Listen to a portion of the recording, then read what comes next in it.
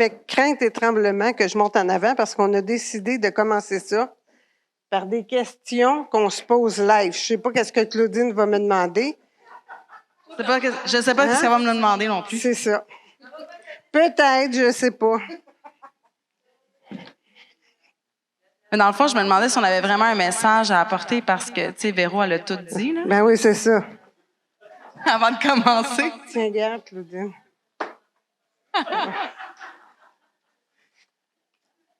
Bon, voici, comme Véro, elle a dit, différents types de mamans. Hein. Il y a comme, on sait, il n'y a pas juste les mamans qui portent les enfants, mais il y a différentes sortes de mamans. Puis justement, pour briser la glace, on s'était dit que ce serait le fun qu'on se pose 3 questions, chacune notre tour. Et on va voir ce que ça donne. On va voir si maman va avoir besoin de ça. On va voir. OK, puis pour ceux qui ne le savent pas, Claudine, c'est ma fille. Puis ceux qui ne savent pas, Mélie, c'est ma mère. OK, Claudine, c'est quoi le plus beau souvenir de ton enfance? Eh boy! Le plus beau souvenir de mon enfance. Hey, je me rappelle pas de la semaine passée de mes souvenirs. C'est avec mon enfance, c'est loin. J'étais en fin de session, donc... OK, mon enfance. C'est long, l'enfance. Mon plus beau souvenir. Bon, pendant que j'y pense, je vais te poser une question. C'est quel ton enfant préféré? Non, c'est pas vrai, je la poserai pas. On le sait déjà chez nous. Je vais garder ça secret. Non, là, mais ma fille préférée, c'est Claudine. Yes! Elle comptait pas. Ah non? Non. C'était juste une question piège. OK. Donc, un de mes plus beaux souvenirs de mon enfance, je pense que c'est une chasse au trésor qu'on a faite dans le bois. Donc, tout l'événement était super extraordinaire. C'était pendant nos vacances d'été, si je me souviens pas. On était au Mexique, alors si c'était l'été ou pas, je sais pas. Il faisait beau. Le trésor, c'était moins hot, c'était la Bible. C'est vrai que cette partie-là était moins hot. J'aurais aimé d'autres choses. Mais l'expérience, la chasse au trésor, à mon souvenir, c'est un beau souvenir. Good. Donc, à mon tour, officiellement, qu'est-ce qui fait le plus du bien à une maman comme cadeau? Là, les hommes et les enfants, on ouvre les oreilles. OK. Ben, les gars, vous le direz aux enfants, parce que j'aurais aimé ça que les enfants soient là. Parce que le plus beau cadeau pour une maman, c'est le bonheur de ses enfants puis leur obéissance. Moi, c'est ce qui me fait le plus plaisir. Non. OK. La deuxième question, c'est quoi la chose la plus folle qu'on a faite les deux ensemble? On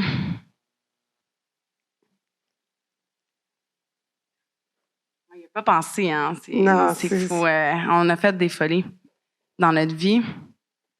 La plus folle, c'est notre road trip en Angleterre, juste les deux. Oui, ça, c'était pas mal fou. Mais je m'attendais à ce que tu me dises, c'est quand on est allé chercher la roche pour ta fontaine, pour Luc. Non, ça, c'était même plus dans mes souvenirs. OK. Il me reste plus beaucoup de souvenirs. Une chance qu'il y a des photos. C'est pour ça que je suis photographe. C'est ce qui m'aide. Je garde pas les souvenirs. C'est à mon tour? Oui, c'est à ton tour. Ton plus beau souvenir de maman? Mon plus beau souvenir de maman. Son accouchement. Ben, après l'accouchement, peut-être. Mais je pense que mon plus beau souvenir de maman, c'est quand j'ai tous mes poussins autour. Ça arrive au moins une fois par année. C'est ça mes plus beaux souvenirs, quand on est tous ensemble. On peut là. OK, excuse. Une chance, j'ai de l'aide. Les femmes, on se tient. C'est bon, ça. OK, là, c'est mon tour, hein? Oui. Qu'est-ce que tu aimerais qu'on fasse ensemble? Prêcher. Check. J'aime ça voir la vie d'une façon positive. Dans 1 heure, ça va être fait. Ouais. Rêve accompli. Et ma dernière question. Quels étaient tes réflexes quand tu te sentais seule?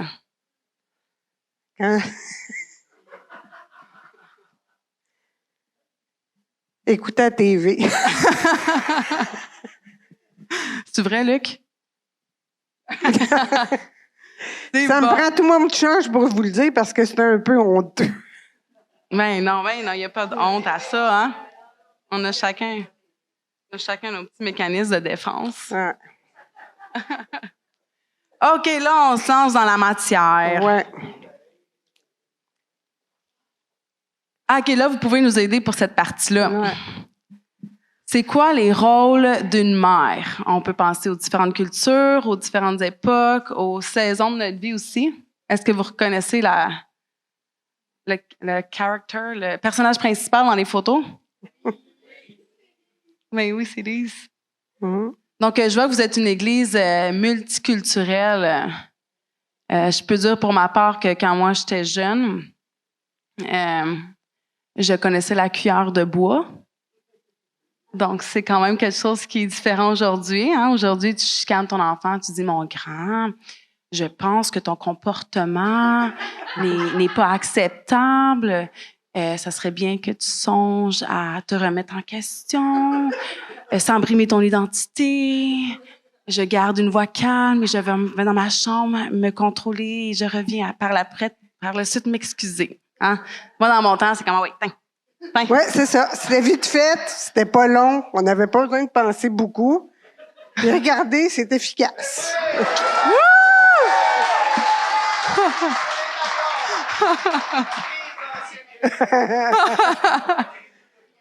Hey, j'en parle à mes enfants que dans mon temps à l'école, on se la cuillère, puis ça passait par là. Ils me disaient « Mais maman, c'est correct, mais pourquoi tu dis ça? » Ils comprennent une autre époque.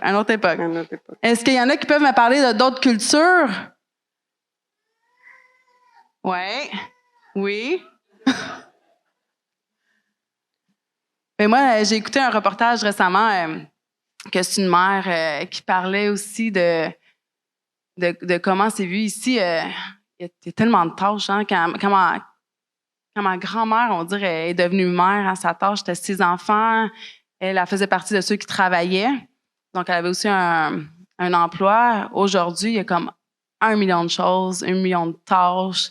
Les cours de soccer, la bouffe, ton travail, le linge, les cours parascolaires, le mari, à ne pas négliger, il faut s'en occuper. Les tâches évoluent. Peux-tu renchérir sur ton point de vue? Les tâches évoluent, mais on est encore toujours aussi occupé. Ça, c'est quelque chose qui change pas.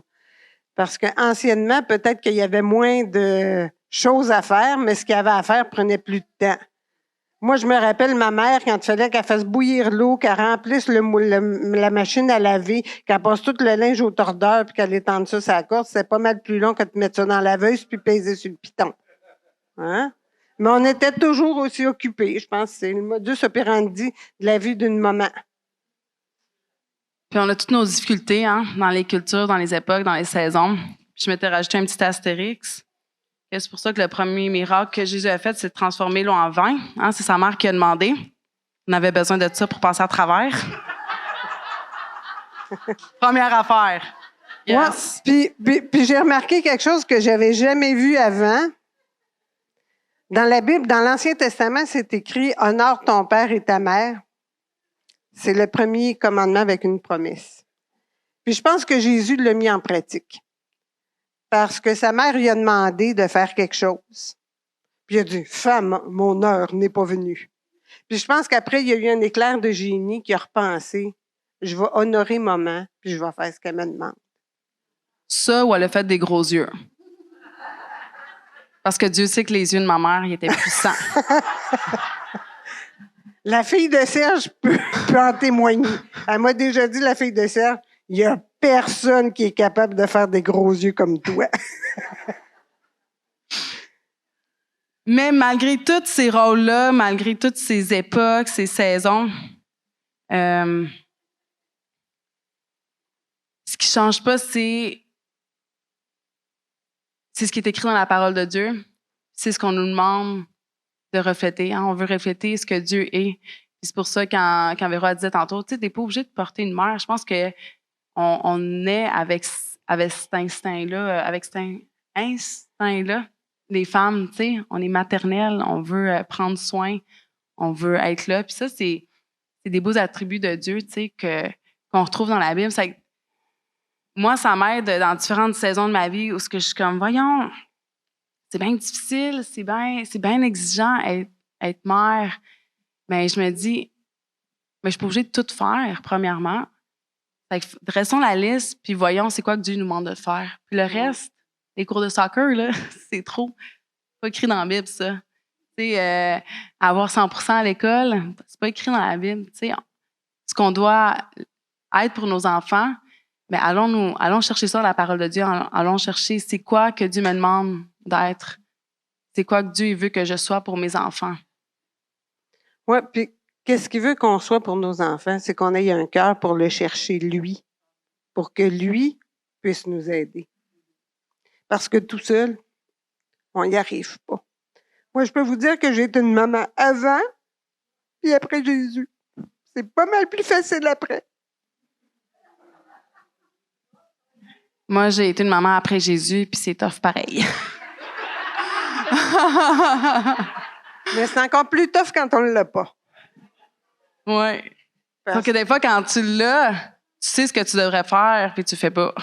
Fait que, tu sais, ça peut venir lourd aussi. Tu sais, se culpabiliser, je pense que les mamans, on est bonnes pour ça, hein. C'est facile de rentrer là-dedans. Mais heureusement qu'on peut se dire, c'est impossible, c'est une tâche impossible. C'est pour ça que j'ai besoin de Dieu. Ouais. Moi, je peux vous dire que j'ai grandi dans une famille où il y avait de l'amour, mais qu'il n'y avait pas toujours du contrôle. Mon père était un peu violent, mais il était très aimant, mais il avait grandi comme ça. Fait que quand moi, j'avais pas Dieu, ben c'était facile quand je perdais le contrôle. Maintenant, on dit quand je me désorganisais, ben ce que j'avais appris remontait tout seul. Fait que je pouvais être une maman violente. Je me contrôlais plus. Mais Dieu change ça. Puis ce qu'il y a, c'est pas ça qu'on retient, les enfants. Hein? C'est pas ça qui nous reste en tête. C'est tout le reste. Je le vois dans mon cours de psycho. pas que si tu as un parent violent, ça reste pas, là. Je veux pas banaliser ça non plus. Mais c'est le quotidien. C'est le quotidien qui reste. C'est quoi qu'elle est tous les jours, cette personne-là, pour moi. Puis c'est pas sa désorganisation qui était là tous les jours pour moi. Hein, c'est tout le reste. Puis ça, c'est rassurant parce que je pense qu'il n'y a pas une mère, comme Véro disait, qui s'est pas désorganisée à un moment donné, tu sais. Mais, puis ça, c'est le fun parce que c'est pas ça que les enfants ils retiennent. Hein, les enfants, ils savent que, même s'ils te le font pas toujours savoir, ils savent que tu es là et que tu veux leur bien.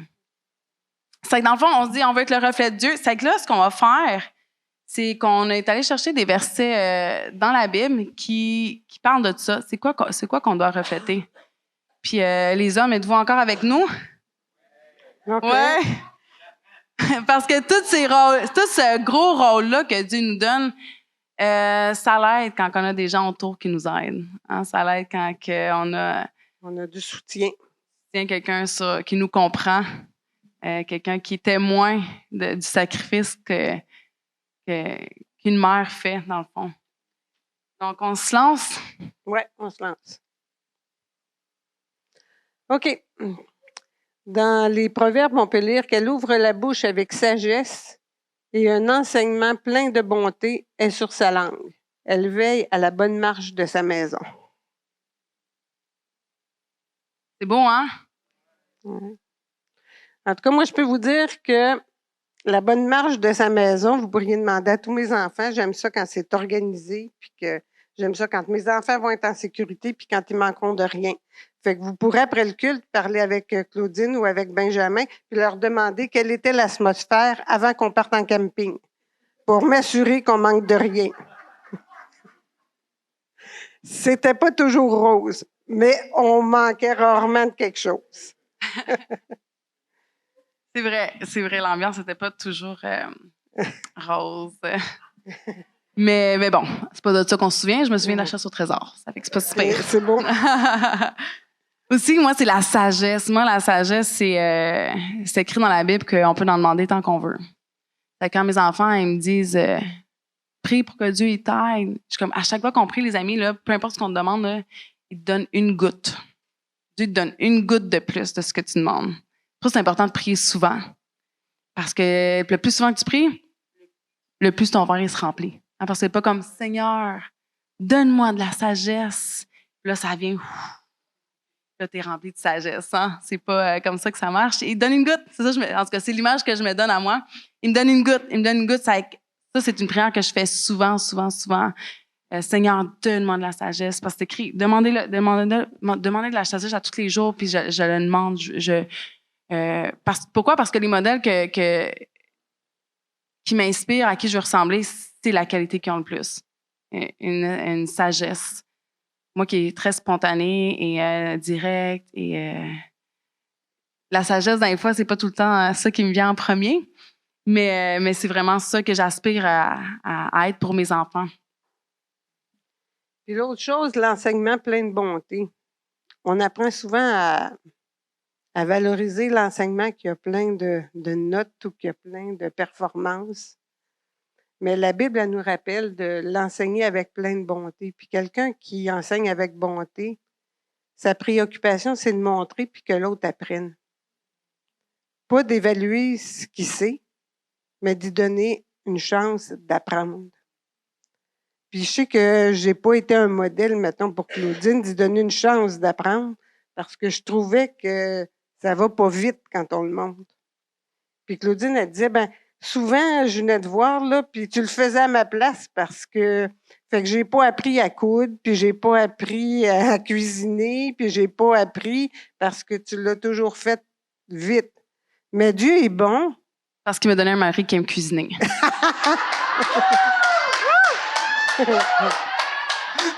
puis Dieu est bon. Puis Dieu est bon parce qu'il m'a donné 10 petits-enfants, puis j'ai appris à leur enseigner avec bonté, à prendre mon temps, de ne pas le faire tout le temps à leur place, juste une fois de temps en temps. Puis je trouve qu'aussi, enseigner, ça va tellement plus loin que moi j'aime ça jaser depuis que je suis petite sur la vie. J'aime ça trop réfléchir à la vie et je le fais encore aujourd'hui avec mes enfants. Et j'ai appris en psycho que des fois, ils n'ont pas le cerveau assez développé pour jaser de tout ça.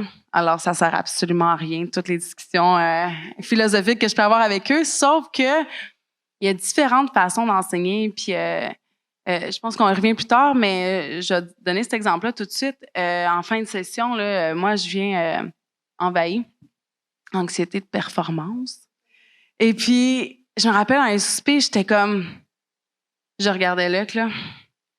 Puis je me gérais pas, là. J'étais... Elle regardait pas mon mari, mais le sien. Oui, c'est ça. Nos maris s'appellent Luc.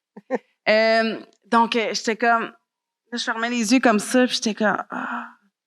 J'arrivais plus comme à me contenir. Il y avait comme... Ça l'explosait dans ma tête.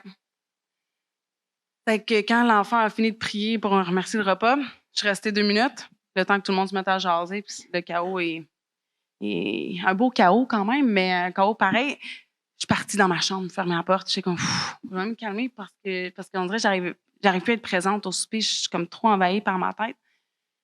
Puis une couple de minutes après, je redescends. Puis je m'assois à la table. Puis je suis comme, bon, là, j'étais comme plus présente, tu sais. Ça allait bien, puis tout ça. Puis ma fille, elle me regarde. Es-tu allée dans ta chambre? Je suis comme, non, je suis allée aux toilettes. Puis là, je me suis mis à manger, tu sais. Mais ma fille, là, elle observe tout. Tu peux pas passer de vite à ma fille, là. Elle m'a pas ostinée parce qu'elle sait que c'est pas une bonne chose à faire avec moi. Elle fait comme, t'es allée aux toilettes, Elle m'a pas ostinée, mais tu sais, c'est resté comme ça. Dans la même semaine, moi, j'avais 3 frères. Un qui m'a pas trop agacé parce qu'il est venu sur le tard, mais 2 qui m'ont... Un, principalement, qui me tombait ses nerfs. Tu sais, il aimait ça me piquer. Moi aussi, j'aimais ça le piquer. Mais ma fille, elle en a 4 frères. Donc, des fois, c'est difficile pour elle, la vie. Donc, on était à la table et il a piqué, puis il était comme « Arrête, arrête, lâche-moi, lâche-moi, lâche-moi ». Elle a pitché ses fourchettes et est partie s'enfermer dans sa chambre. Là, je fais comme... Là, j'ai regardé mon mari, je fais comme... Elle savait. Elle savait tellement que j'étais allée dans ma chambre. Mais tu sais, je trouve ça beau. Tu sais, quand je dis qu'on n'enseigne pas juste par ce qu'on dit, par nos idées philosophiques, par nos concepts qu'on peut essayer de leur faire rentrer ou par la lecture de la Bible, même si c'est vivant la Bible puis le Saint-Esprit, mais on vous reconnaîtra par vos fruits, hein. Ça, c'est écrit dans la Bible. Puis c'est pas juste les non-chrétiens qui vous voient de loin, vous reconnaîtront par vos fruits. Non, non, nos enfants vont nous reconnaître par nos fruits. Nos enfants vont vouloir ce qu'on a si on veut du bon fruit. Si on n'a pas vu du bon fruit, là, ils vont faire 2 plus 2, ça marche pas, là. Ils vont aller me chercher mon bonheur ailleurs, ils vont aller me chercher mes solutions ailleurs. Mais s'ils voient les fruits, c'est là que je vois la pertinence du bon enseignement, tu sais, du bon modèle. Mhm. C'est bon. On s'est pas mis de timer comme Sylvie, on aurait peut-être dû. Là. OK. Dans la Bible, ça dit « Combien de fois j'ai voulu rassembler mes enfants comme une poule rassemble ses poussins sous ses ailes et vous ne l'avez pas voulu. » Mais là, je vais juste vous parler du caractère de Dieu. Combien de fois que Dieu, c'est un rassembleur qui veut qu'on trouve refuge en lui. Puis c'est le rôle de la mère, hein? D'être protection, de rassembler ses petits en dessous de lui. Puis une mère est heureuse quand elle a ses petits en dessous, là. Hein? C'est comme ça. Puis pour moi, c'est important qu'il y ait cette intimité-là avec mes enfants, qu'ils n'aient pas peur de venir en dessous de mes ailes. J'apprécie beaucoup Benjamin. Parce que lui, il vient toujours en dessous de nos ailes, puis il n'a pas peur. Puis c'est une grande richesse, Ben.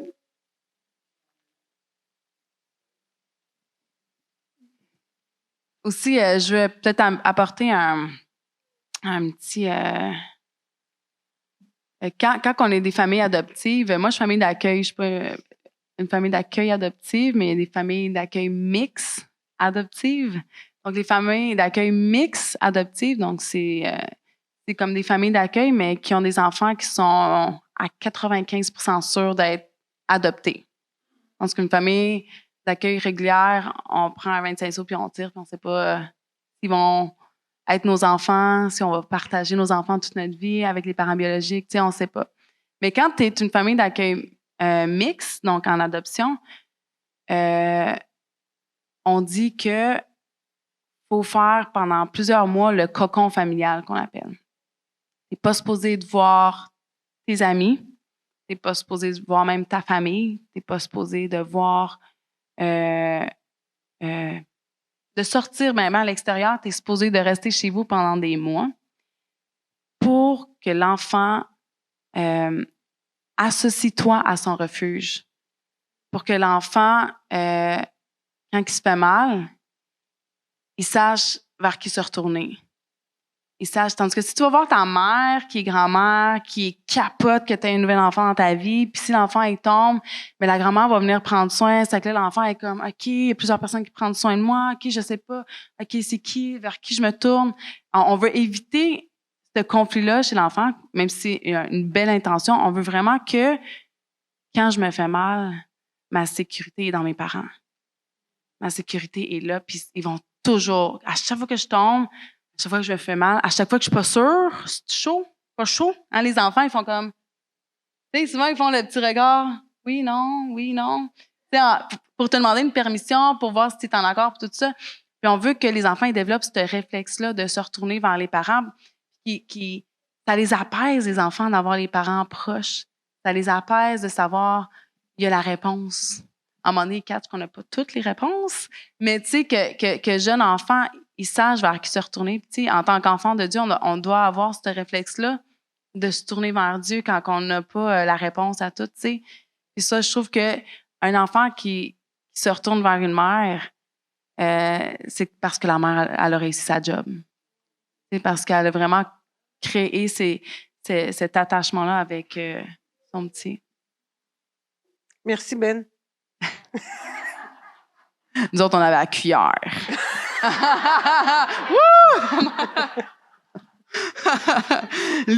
on se niaise, moi puis mes frères, on dit, tu sais, Ben, il y a eu des parents, grands-parents, docteurs. Nous autres, on a eu des jeunes parents missionnaires. On a appris les mêmes choses différemment. Le Ben, il nous console, puis nous, on le console. C'est qu'on se retrouve là-dedans. En tout cas, et voilà. Je vais pas mettre trop Ben en avant. Là. Non, parce qu'il nous parlera pas à l'heure du dîner. Il viendra plus voir sa poule. OK. Il donne une famille à celle qui était stérile. Il a fait d'elle une mère joyeuse au milieu de ses enfants. Ce qu'elle peut bien dire, elle a eu 4 enfants. C'est quoi ça, cette idée-là de la mère stérile? Mais rendu à mon âge, il n'y a pas personne qui a des cachettes. Là, je suis stérile. Mais depuis que je suis stérile, je n'ai jamais eu autant d'enfants, mais sans douleur.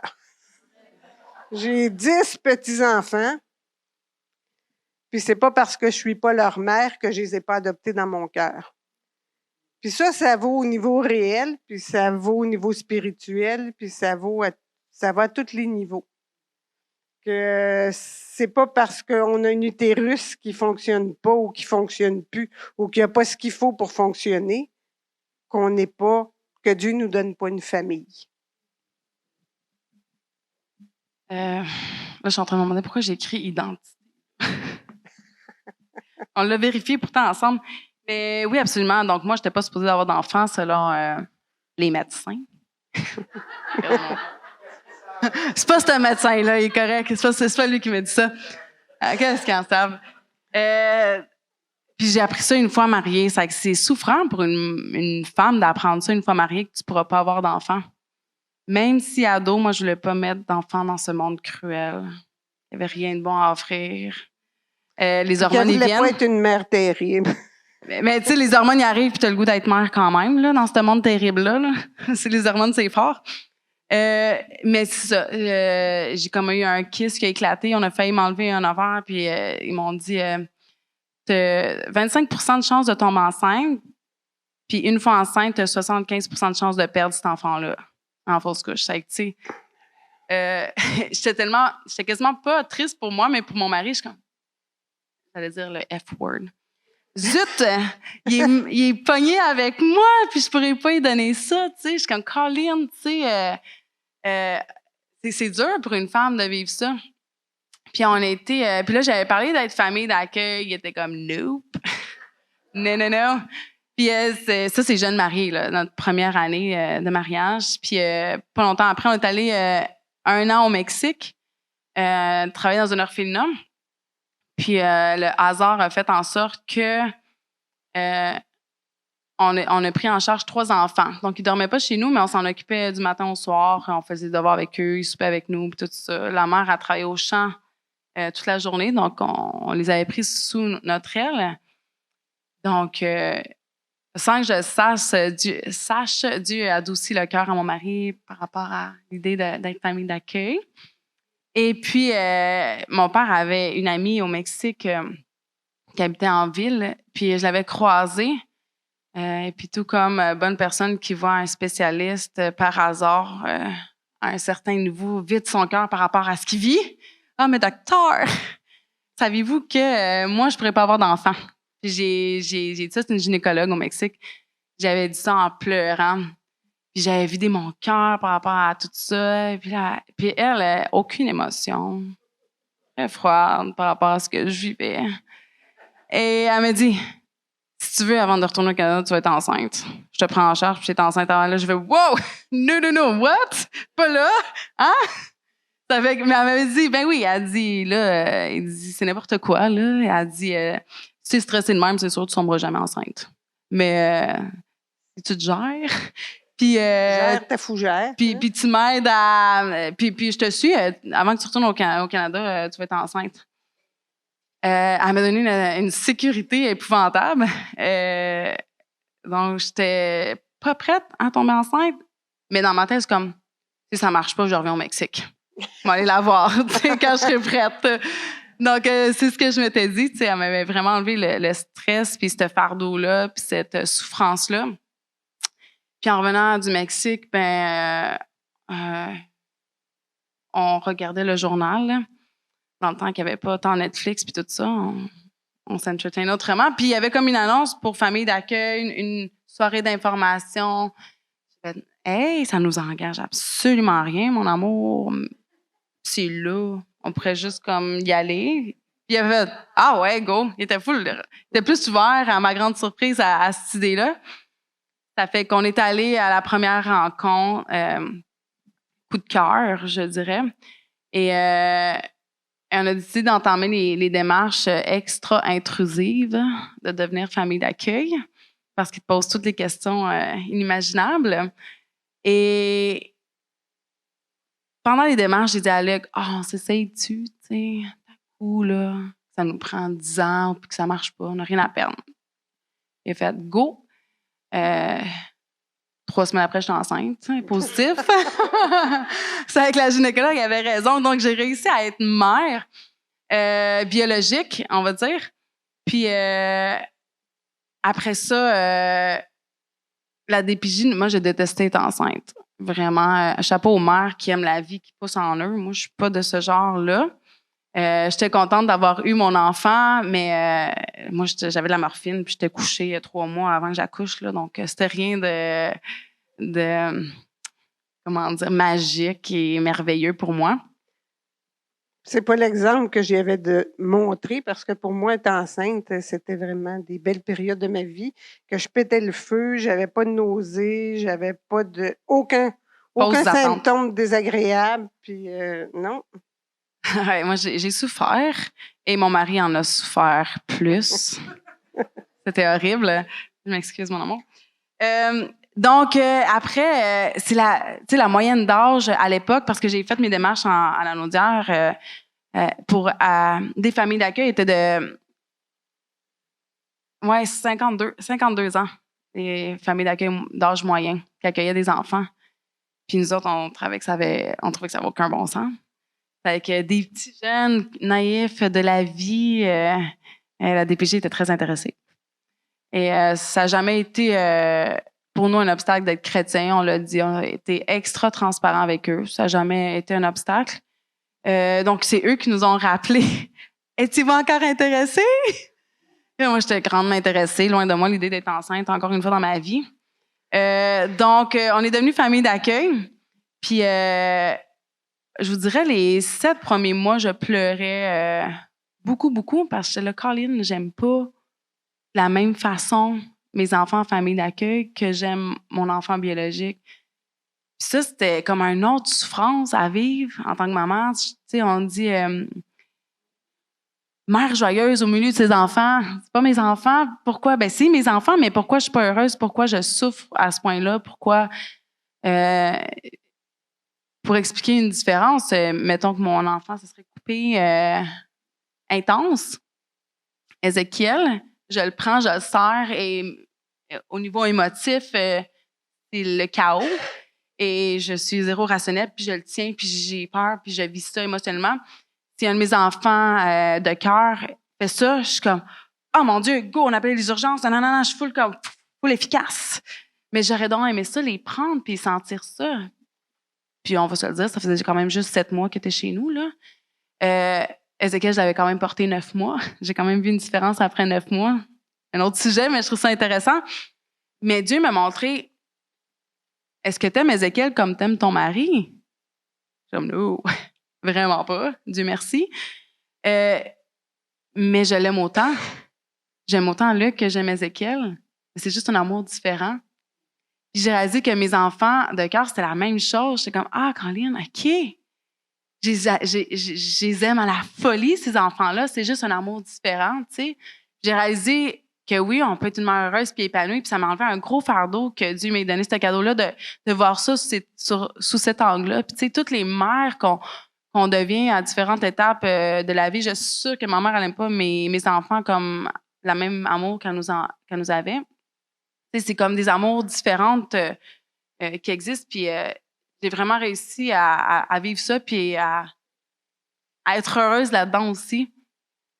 Mais moi, en tout cas, je peux te dire, Claudine, que c'est tous de mes enfants de bédon. Puis il n'y en a pas un de vous autres que j'aime de la même façon.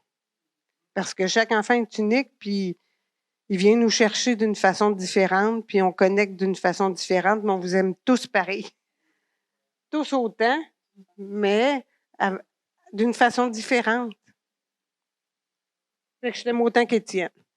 Elle l'a dit, elle l'a dit, elle l'a dit. Et c'est enregistré et ça va être sur le web. Case closed. C'est parce que mes enfants m'agacent toujours avec Étienne, parce que c'est le plus chalifou de la gang. Mais on est très, très sécure dans l'amour que nos parents nous donnent, donc ça ne nous dérange pas du tout d'en rire. Ici, je parlais d'identité. Je pense que cette slide-là, elle allait plus loin, mais je vais en parler tout de suite. On a un rôle puissant en tant que mère. Tantôt, j'ai pas fini mon idée sur le reportage que j'avais vu, puis les mères de d'autres cultures qui disaient, je trouvais ça incroyable, elle disait, ici au Québec, on méprise beaucoup les femmes vieillissantes. Les gars deviennent plus beaux, les filles, on devient d'autres choses. Et c'est vu péjoratif de vieillir au Québec. C'est rien de riche, c'est rien de il n'y a pas beaucoup de valeur là-dedans donnée à nous. Et dans d'autres cultures, j'imagine presque tous ceux qui ne sont pas occidentales, quand tu arrives à la ménopause, tu deviens la sage du village. Tu deviens celle remplie de sagesse, celle vers qui on se tourne quand on a besoin de conseils. C'est elle qui accompagne les enfants, dans les petites filles dans leur transition de devenir femme. Puis la femme, elle disait, tu sais, chez nous, on valorise être femme parce que le mari part travailler.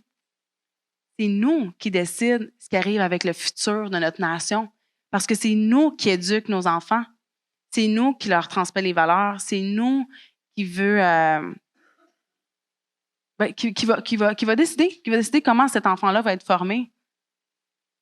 Je pensais que tu voulais dire quelque chose. Donc, je vais donner un exemple chez nous. Chez nous, depuis que mes enfants sont petits, ils sont un petit animal pour moi. Moi, j'étais la chouette à ma mère. Mm-hmm. On avait tous ici chez nous cette petite attribut-là. Puis nous autres, moi puis là, que le mois dernier ou le mois d'avant, on s'est servi de l'intelligence artificielle pour venir créer des petits... on peut dire totem, moi, qui représente nos enfants. Là, j'en ai juste mis 4 parce que c'est tout ceux que j'avais à portée de main. Là, les autres sont dans le cellulaire de mon mari. Ça ne s'est pas partagé, mais mon bébé Élie, c'est ma petite coccinelle remplie de vie, haïssable, qui agace tout le monde sans arrêt, qui a une énergie contagieuse. Donc, c'est ma petite coccinelle depuis toujours. Kevin, Kikou, qu'on l'appelle, c'est mon petit ourson. Depuis toujours, c'est mon petit ourson. Puis, il y a une joie de vivre. Tu sais, j'ai montré ces images-là pour la première fois à Ézéchiel ce matin, puis il a pu me dire qui était qui, là, comme ça. Tu sais, ils ont reconnu dans leur personnalité, dans leur personnage. Puis c'est des choses que je mets de l'avant chez eux. Kikou, Kevin, il remarque toutes les belles choses chez les gens. Une éducatrice à l'école. Ah, vous avez changé vos boucles d'oreilles, c'est magnifique. Ils vous font vraiment bien. Maman, c'est toi qui as pensé au souper. Merci, t'es vraiment fine, j'aime ça. Tu sais, tout, il en manque pas une, tu sais. Même avec sa grand-mère. Oui, c'est vraiment une belle qualité chez lui, puis on nomme. Puis il se nomme la machine à bisous. Oui, c'est surnomme la machine à bisous. Il nous reste 10 minutes. OK, on va grouiller. C'est vrai? Donc, il y a mon intellectuel, Ézéchiel, avec sa crinière qui ne veut pas se couper, qui aime ça. Il y a Nathan, ma petite souris, qui aime les jeux de société. OK. Alors la mère des fils de Zébédée s'approcha de Jésus avec ses fils et se prosterna pour lui faire une demande. Vous en rappelez, là, c'est quand il s'est approché, puis elle a dit, mes gars peuvent-tu être assis un à ta droite puis l'autre à ta gauche? Elle a intercédé pour que ces gars aient les meilleures places. Mais moi, je vais vous parler de l'intercession sous un angle de nos enfants, on les a pas toujours sous nos ailes, on les a pas toujours sous nos yeux, mais il faut lâcher prise, puis je sais pas comment les mamans non-croyantes font, parce que tu lâches prise à rien. Mais quand on est croyante, on lâche prise dans les mains de Dieu. On est des intercesseurs pour nos enfants, puis pour toujours. Puis quelle consolation de savoir que Dieu qui nous aime va s'organiser pour que moi je sois heureuse. Puis comment je vais être heureuse, c'est si mes enfants sont heureux. Fait que soyez assurés, j'en connais plusieurs que leurs enfants sont peut-être pas en ce moment à la place qu'ils souhaitent pour leurs enfants. Mais que Dieu est fidèle. Puis qui aime les mamans, puis il aime les papas aussi, puis qui sait l'amour qu'on a pour nos enfants. Puis quand on intercède pour nos enfants, il va se passer quelque chose. Peut-être pas demain matin parce que lui, il n'est pas le genre McDo. Des fois, ça prend du temps, puis trop de temps qu'on trouve, mais il exerce notre patience. Mais découragez-vous pas, il est là. Puis je vais rapidement dans la photo, est-ce que je suis fatiguée? Il y a 4 enfants sur la photo. Il y a 5 noms de famille dans la photo. Ils ont tous été mes enfants à ce moment-là. Là, il y en a une qui est partie, celle en haut. Elle a fait un court temps chez nous. Dans le fond, c'est les enfants qui sont arrivés en urgence chez moi. J'avais pas de place légale pour les accueillir, mais la DPJ en manquait. Et je me sentais coupable de la laisser partir parce que elle venait de vivre un gros traumatisme du jour au lendemain. Elle habite plus avec sa mère. Et je devais y faire vivre ce traumatisme-là encore une fois. Parce que j'avais pas l'énergie de la garder. On était en train de mourir, moi puis là, quand on avait 8 à cette époque-là. Donc, mais la culpabilité qui m'envahissait, c'était fou, là. Je suis comme, je la traumatise à vie si je la laisse partir. Mais si je la garde, je vais mourir. Fait que, tu sais, il y avait l'espèce, je priais à Dieu, je m'abandonnais à lui. Puis, j'avais invité la famille qui l'adoptait à travers la DPJ, là, parce qu'on n'a pas le droit de savoir de nom ni de rien. J'ai dit à la DPJ, après, j'ai un loft chez nous. J'ai dit, après venir habiter une semaine chez moi, la famille adoptive, pour faire une belle transition. C'est pour pas qu'encore une fois, tu les enlèves de chez nous, tu les mets là-bas, puis les autres, ils savent pas ce qui se passe, tu sais. Avec la famille, elle allait venir habiter chez moi pendant une semaine. Le couple, dans le fond, que ça faisait des années qu'ils essayaient d'avoir d'enfants. Puis c'était elle puis son frère, c'était des jumeaux. Et quand ils sont... Puis, tu sais, on priait beaucoup pour ces enfants-là. Moi, puis là, on espérait que Dieu en prenne soin. C'était un couple chrétien que je connaissais de longue date, qui avait œuvré avec moi dans des camps de jeunesse à Montréal. Quand on s'est vus, là, la bouche à terre. On était comme, mais non, il venait de Laval. Moi, j'habite en Estrie. Tu sais, ça faisait aucun sens humainement, mais pour Dieu, ça fait du sens. Que Dieu avait un plan pour ces enfants-là, tu sais. Fait que je trouve ça... Les fruits de l'intercession. Oui, vraiment. OK.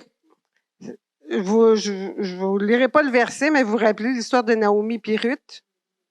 Il y a eu de la bienveillance. Naomi, elle a aimé sa bru Ruth comme si ça avait été sa fille. Puis je sais que mes brus, je les aime comme si c'était mes filles, même si je ne suis pas leur mère. Parce que oui, c'est mes filles. Puis je regarde là, sur la photo du milieu, vous pouvez voir, là. C'est pas celle qui a des lunettes parce que ça, c'est moi d'une autre vie. Mais l'autre qui est à côté, elle, c'était ma mère spirituelle.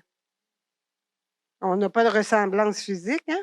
Mais c'est Minerva. Quand j'ai commencé ma vie spirituelle, Minerva était là.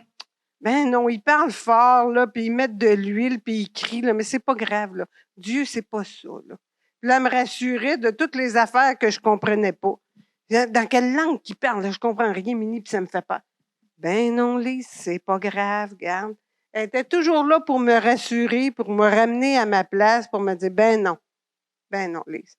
Respire par le nez, Jésus t'aime, puis ça va bien aller. Puis le petit garçon qui est en haut, lui, il avait perdu sa mère. Puis on était missionnaire dans ce temps-là, puis il est resté chez nous dans notre maison. Puis quelques années plus tard, je suis retournée à mission. Puis là, il est venu me voir. Il dit, « Ah, là, tu as fini tes vacances. » Mais c'est de voir que ces petits-enfants-là, puis ces gens-là, pour lesquels on a reçu ou on a eu de la bienveillance, il reste quelque chose de profond dans le cœur. Fait qu'il ne faut pas se gêner d'être bienveillant. Là, j'essaie de parler plus vite. Ouais. Blablabla, parce que là, mon père va me faire des gros yeux. C'est gros yeux. Donc, Mais ils sont pas si gros que les miens. donc moi, cette femme-là, pour moi, elle représente beaucoup. Puis ça, je trouve le fun. Tu sais, il y a beaucoup de monde ici que je vois comme qui viennent d'autres cultures. J'ai été cette personne-là à un moment donné. Hein. Moi, j'ai grandi au Mexique.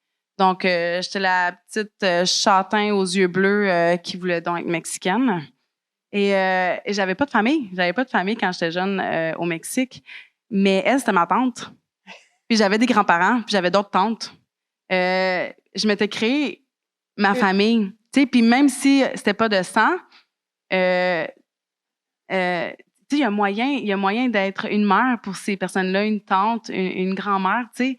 Puis même, il y a une dame qui vient au comment ça s'appelle? Au tribu enflammé, que j'ai parlé beaucoup. Elle est devenue mère pour ses voisins. Tu sais, la DPJ s'en est mêlée et ces voisins-là sont venus habiter chez eux, tu sais. Puis même s'ils n'avaient pas été habités chez eux, elle était mère pour ces voisins-là qui avaient besoin d'elle, tu sais. Faut pas s'arrêter à nos fonctions de mère, mais essayons de voir les opportunités partout qu'on a pour être mère. OK. Et on y va vite. Oui, oui. OK. Ici, il dit, « Je garde en effet le souvenir de ta foi sincère. » Ça, c'est Paul qui parle à Timothée. « Qui est en toi. Elle a d'abord habité ta grand-mère et ta mère Eunice. Et je suis persuadée qu'elle habite en toi. » Mais ça, c'est la parole d'encouragement, de la fidélité de Dieu. Puis avec les générations, ça se bonifie. Puis sur la photo, il y a plusieurs générations, on voit la grand-mère de Luc, sa mère, puis Claudine. Puis quand il y a de la bienveillance, ça se transmet de génération en génération. Puis s'il n'y a pas eu de bienveillance à votre égard, Dieu est bon pour couper ces chaînes-là, pour dire, là, c'est assez, on repart à neuf. Puis à partir de maintenant, il va y avoir de la bienveillance de génération en génération. Parce que je ne veux pas déprécier ça non plus. Parce que souvent, on est victime. Quand on est enfant, on est victime. Mais nos parents ont déjà été enfants, puis ont déjà été victimes. Qu'on ne peut pas leur jeter le blâme, c'est trop facile. Mais que quand on se met dans la peau d'un autre, on peut comprendre. Puis quand on comprend, on ne juge plus. Tantôt, je vous parlais de la violence de mon père. Bien, mon grand-père, que j'ai jamais connu, avait la réputation d'être un homme hyper violent. Mais mon père a été violent. Puis moi, j'ai brisé le cercle. Fait qu'il y a de l'espoir. Puis on tourne la page, puis on sait que Dieu, il a tout vu. Il nous comprend, puis il nous console, puis ça change. Que je rajouterais à ça, là, nos enfants, même si la majorité sont adoptés, on n'a pas changé leur nom de famille, entre autres à cause de quelqu'un que je nommerai pas, parce que je n'ai pas demandé, dans l'Assemblée, qui m'a dit que son nom de famille, c'était un boulet pour lui avant, parce qu'il associait ça à son père. T'sais. Puis on avait une discussion, moi et mon mari, parce qu'on était, on avait, quand tu as tes familles d'accueil, tellement d'opinions autour de toi. De gens qui disent comment tu devrais faire les choses, puis là, tu essaies de te retrouver là-dedans. Puis quand il nous a dit ça, on a trouvé ça tellement beau. Il nous a dit, quand j'ai eu des enfants, je fais, wow, j'ai racheté mon nom de famille. Puis maintenant, c'est rendu quelque chose de merveilleux. Fait que, tu sais, je trouve ça beau. Puis je dis pas qu'ils n'auront jamais notre nom de famille, mes enfants, mais c'est pas mon choix. C'est, comme on dit, briser les chaînes, c'est quelque chose de merveilleux, puis de puissant, de laisser Dieu rentrer dans ta vie, puis changer tes racines. Puis les mêmes racines vont porter du fruit. Il ne faut pas s'arrêter à genre, Ah, là, je suis juste deuxième génération, troisième. Non, non, non. Dieu est extraordinaire, puis il peut prendre ce nom de famille-là, puis en faire quelque chose de beau. Fait que même si vous avez été blessé dans votre vie par des choses, perdez pas espoir. Dieu peut faire quelque chose d'extraordinaire, tu sais. Ça, c'est mon petit garçon qui prie. Je trouve ça beau. Tu sais, on n'a jamais appris à nos enfants à prier, mais ils vous ont vu, vous autres, à l'église. Ils ont vu mes parents, ils ont vu moi puis Luc. C'est beau. C'est beau de voir ça chez eux. OK.